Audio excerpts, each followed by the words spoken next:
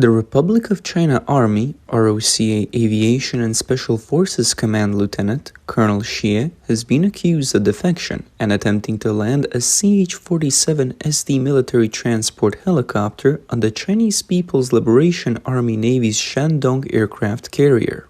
The case, involving a reported sum of $15 million has been confirmed by Taiwan's Ministry of National Defense and several media outlets, marking it as a factual event. Taiwan has been using 9 CH-47 SD helicopters since 2003, with a total procurement cost of about $486 million, making the unit price approximately $54 million each. Given the advanced capabilities of this model, the $50 million offer from the Chinese Communist Party, CCP, to acquire one seems worthwhile. Although the CCP acquired an earlier model, the CH-47A from Vietnam in 1975, Taiwan's current CH-47SDs have undergone several upgrades, particularly in engine power with a takeoff weight of up to 24 tons. This surpasses the PLA's largest helicopters, the Z-10 and the imported Mi-171, which have maximum takeoff weights of around 13 tons. The CH-47SD's stability, flight performance, and versatility, especially its ability to be deployed on aircraft carriers without modification, makes it a desirable heavy-lift helicopter for the CCP. Its T-55 GA714A engines with an output of 3,530 kilowatts surpass the power of the Chinese Z-20's WZ-6 engines, which produce 2,640 kilowatts. These features are what motivated the CCP to incite defection to a Taiwanese pilot to fly a CH-47SD.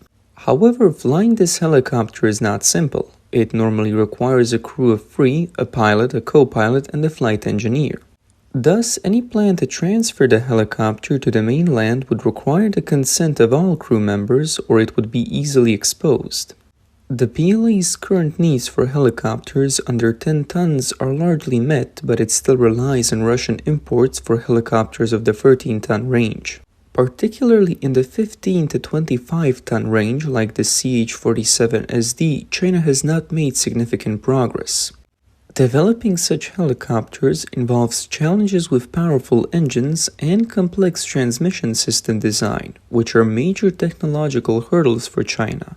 In 1975, China acquired a relatively complete CH-47C from Vietnam and attempted to replicate it. However, they couldn't even complete basic mapping work, which made it impossible to assemble the aircraft. The remains of this CH-47 on display at the China Aviation Museum in Xiaotangshan are a testament to this history. It wasn't until the 1980s, with the import of the civilian version of the CH-47, the B-234, from Boeing, and with technical support from Boeing, that China was able to create a prototype of the Z-17. However, this copy was only capable of flight with a practical ceiling of 3,800 meters, much lower than the CH-47's 6,100 meters, rendering it unsuitable for operation in the Tibetan Plateau, which is over 4,000 meters in altitude. Specifically, the CH-47 helicopters of the time were equipped with 2 T-55 L11C turboshaft engines, each producing 2,800 kilowatts, a testament to advanced American engine technology at the time. Chinese replication efforts faced immense difficulty, as even copying the French Motours Turbomeca 3C2 engine with a mere 1,128 kilowatts of power took 30 years of development. The precision material science and complex transmission system design of American engines were far beyond China's capabilities at the time. Even with prototypes, China struggled to develop high-performance engines like those used in Blackhawk helicopters or LM2500 gas turbines for ships. The CH-47 helicopter employs 2 Lycoming T-55 turboshaft engines. The power from these engines is transmitted through a forward transmission to the output shaft, then distributed evenly to the front and rear rotors via an intermediary combining gearbox located centrally. This system ensures uniform power delivery to the helicopter's AFT transmission device at the base of each rotor, driving the propellers. One of the most notable features of the CH-47 is its dual transmission shafts, one of which is 15 meters long and composed of 7 connected shaft segments. This intricate design accommodates rotation speeds as high as 8,410 RPM, showcasing exceptional stability and resistance to twisting. Both the Soviet Union and China were astounded by this level of complexity, as they were unable to solve the key technical challenges or even manufacture a prototype. At the heart of the CH-47's transmission system is the combining gearbox. This component evenly distributes power from the 2 turboshaft engines to both rotors and is considered one of the most complex designs in turboshaft engine technology. Despite extensive research and mapping by Soviet experts, including detailed structural, component, and assembly diagrams, they were unable to fully grasp the principles behind this design, even after 6 years of study. The drive system of the CH-47 consists of over 30,000 small parts, demanding extremely high precision in manufacturing tools. The manufacturing capabilities of China and Russia at the time were insufficient to achieve this level of precision, leading to difficulties in perfectly aligning the components. A misalignment would cause an imbalance in power between the front and rear rotors, resulting in resonance between the wings and the fuselage with severe consequences. The issue of body vibration was also a significant challenge for the Soviet Union in their attempt to manufacture the Yak-24 tandem rotor helicopter, leading to the eventual abandonment of the project.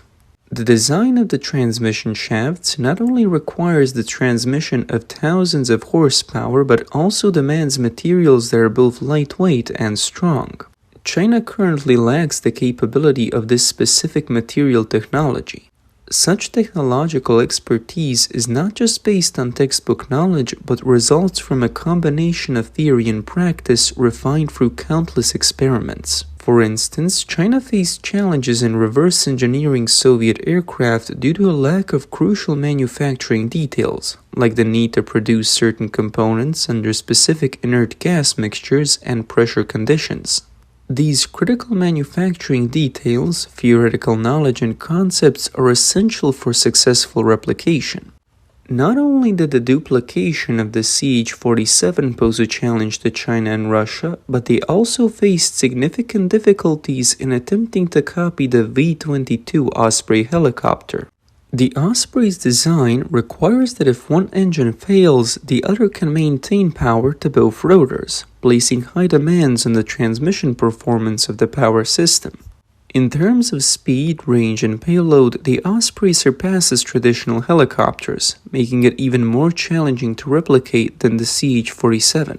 The technological gap partly stems from China's lack of experience with a complete industrial revolution and the absence of a deep industrial tradition like those of the UK, USA, Germany, and France.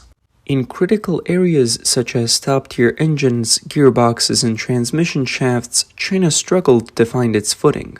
Consequently, since the 1950s, China's helicopter manufacturing has not only relied on replication but also faced significant challenges in this approach, with the outcomes often reaching only conventional levels of success. Replicating various aircraft models. 1.2-ton Z-5. China's first helicopter, the Z-5, was a replica of the Soviet Mi-4 with a payload of 1.2 tons. Initiated in 1958, the project astonishingly completed its maiden flight in less than a year, with mass production starting in 1959. However, the first batch of 10 aircraft had issues, with none being flight-worthy. After over 2 years of extensive modifications, a reliable mass-produced version was achieved by 1963. On the eve of the Cultural Revolution, when Vietnamese leader Ho Chi Minh visited China, China presented 2 self-made Z-5 helicopters as a gift. However, the 2 planes suffered serious malfunctions on their way to Vietnam, causing embarrassment to China. Despite this, the Z-5 helicopter was produced from 1963 to 1979, with a total of more than 558 units produced. It is still used in mainland China mainly because the Chinese Communist Party's helicopter resources are too scarce. The Z6, an improved model based on the Z5, failed to solve the problem of the reducer shaft in the engine getting stuck. In the end, only 15 were produced and the project was terminated. 15-ton Z7. In the 1960s, China began developing the heavy Z7 helicopter, aiming for a 15-ton maximum takeoff weight akin to the Soviet Mi-6. However, deteriorating Sino-Soviet relations and budget constraints, especially dependence on Soviet engines and rotor blades, led to the project's cessation in 1979, shifting focus to the more feasible 13-ton Z8. 13-ton Z8. The Z8, based on 14 SA-321 helicopters imported from France, faced a slow and challenging development process despite good Sino-French relations and engine technology assistance from Canada's Pratt & Whitney. The project, initiated in 1976, didn't pass technical appraisal until 1989 and achieved a national production rate of 86% in 1994. 18 years after its start. Plagued with issues like blade, gearbox and engine faults, the Z8, with its low power, short lifespan and high fuel consumption, was less favored than the similar Russian Mi-171, of which China purchased over 300 units since 1991. Air Force Mi-171 helicopter. Domestic Mi-171E fleet. 4-ton Z9. In 1986, China started replicating France's 4-ton Dolphin helicopter, named Z9. With France supplying parts for the first 50 helicopters, China gradually increased its domestic production, reaching over 70% localization.